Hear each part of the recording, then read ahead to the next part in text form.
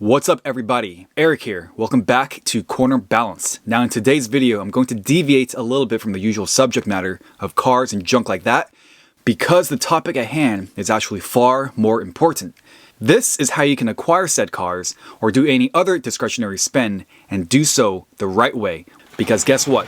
Making money is only half the story. The other half that no one really likes to talk about is saving it properly. This way, you can have absolutely zero guilt when you go to Chipotle and the guy behind the counter asks, "Guac is extra. Is that okay?" That ain't no problem. Huh? That ain't no problem. And the formula I'm about to share with you is also what I personally followed religiously over the years to be able to go out and blow funds on cars and other doodads that you may have seen on this channel. Yes, it's easy to be like an alarmingly large percentage of the population and buy whatever you feel like in the moment with money that you don't actually have and just finance and borrow your way through the American dream. But trust me, do not do this. It is a trap. That's called faking the funk and doing things out of turn. That's exactly how a lot of people can suffocate themselves with debt and get themselves into a hole that becomes very difficult to crawl out of. No! Now, as nice as it sounds, you want that life to be one that's enjoyable all the way through. And having freedom is the highest form of that expression. And in today's society, it all starts with financial freedom. So the obvious answer is you need to cut back on the steak dinners and the gold-plated toilet papers. What's the big deal? Sounds easy enough, right? Well, even the act of stashing away money isn't a freestyle. I got on gold headphones, gold chain. Like with all things that need to be done properly, it needs to be handled with a method and a strategy. And in this case, there's an order of operations to this. Just like PEMDAS back in algebra. Speaking of school, there's a lot of lost opportunity, I think, to teach this stuff and make people more financially literate when it really matters at an early age. But nope, instead we know that the powerhouse of a cell is a mitochondria. Okay, cool. Wow. Anyway, I digress. Let's get into it. Wait, actually, one more thing about school. There is a funny saying that goes, don't frame your college degree because then it makes it harder to shove it up your ass. Okay, this is how to properly save your money. After you've covered your essential expenses, which includes things like food, utilities, rent or mortgage, transportation or gas, and your cell phone, it's then time to allocate the money left over into these 6 steps. You can handle the micromanagement as you see fit based on your income and what you have going on in life. Step 1. Start building up an emergency fund if you don't already have one. Going back to the essential expenses, this emergency fund should have enough to cover at least 3 to 6 months of those expenses. This also needs to be totally liquid, so I would recommend opening a high-yield savings account and storing the money in there. Ideally, you want the cash in the savings account to be able to counter the inflation rate, which isn't exactly possible in these pandemic times. But nonetheless, making some interest on the cash is definitely better than nothing. Step 2, if you have a job that offers a company 401k with an employer contribution match, always do this. Just do it! Contribute as much of your paycheck as you need to in order to receive the full amount of that employer match before the year is up. And of course, the amount of the match contribution will vary based on your income and what percentage your employer offers. Some companies will give you 2% of your income, others will give you 4%, etc. Now, why do this? Because an employer match is literally free money, no joke. You will still have to put in money of your own to get the match on top, of course, but this is a win-win. Because as we will cover shortly, a 401k is something you should be doing anyway, because it's specifically designed to help you retire and get you safely invested into the market.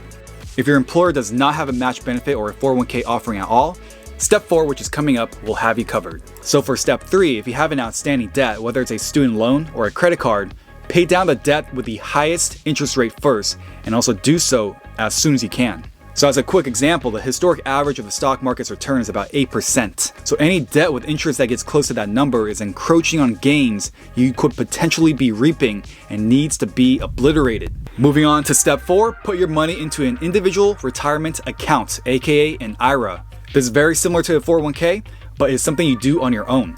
IRAs come in 2 different flavors, Roth or traditional. Now between these two, you can contribute a total of $6,000 per year. And just like a 401k, you get to reap the benefits of tax sheltering while embracing the habit of investing early and often, but you're not bound to a company in order to do so. Now, an IRA can serve to either diversify or supplement your savings with a 401k. And as mentioned earlier, if your particular job does not offer a 401k, just do this step instead.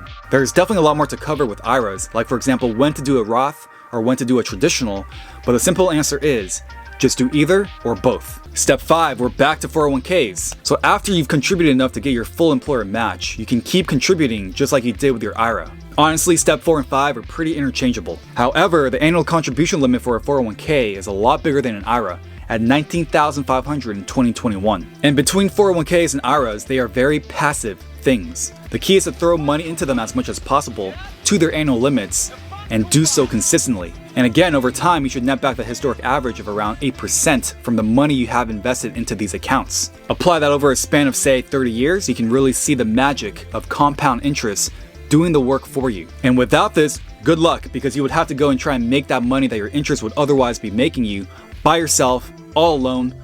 Hashtag forever alone status. Now, the topic of 401ks and IRAs specifically deserve its own video to break things down more, but honestly, it's very simple once you get into it. So make sure to keep these two things on your radar and participate into them. Okay, now we're down to the last and final step. Step number 6.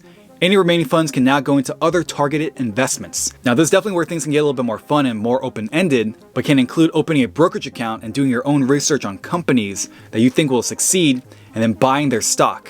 That's essentially, like the super stripped down version or definition of investing. Or maybe your high school classmate that you haven't seen for 10 years comes along out of nowhere and wants you to start a business together for the next new hot mobile app. Well, if anyone wants to develop an app with me, I'm down. He seems to really want to develop an app. He really does, sweetie, but nobody's gonna do that. Or maybe you just want to buy some sort of asset that you think will appreciate over time. Boiling things down, if you do all these 6 steps, you're going to be well covered and it will shape the rest of your life. It does take consistency and the ability to delay some gratification to follow through, but this is how you can save properly and draw more solid borders around what is truly affordable and what is otherwise just bad financial hygiene. Everyone wants to escape the rat race. And the thing that separates the man who can get out on time or early versus the man who will have to keep working indefinitely is having this game plan on how to save. That concludes it for this video. Again, a departure from the usual subject. We'll love to hear your thoughts in the comments. If you want more videos like this, just let me know. Again, we can cover more topics like 401ks, IRAs, what to actually invest into them, which funds to get, what's the difference, all this other stuff. Let me know. Finance, honestly, is not hard, but it is fundamental and it is something that you have to do.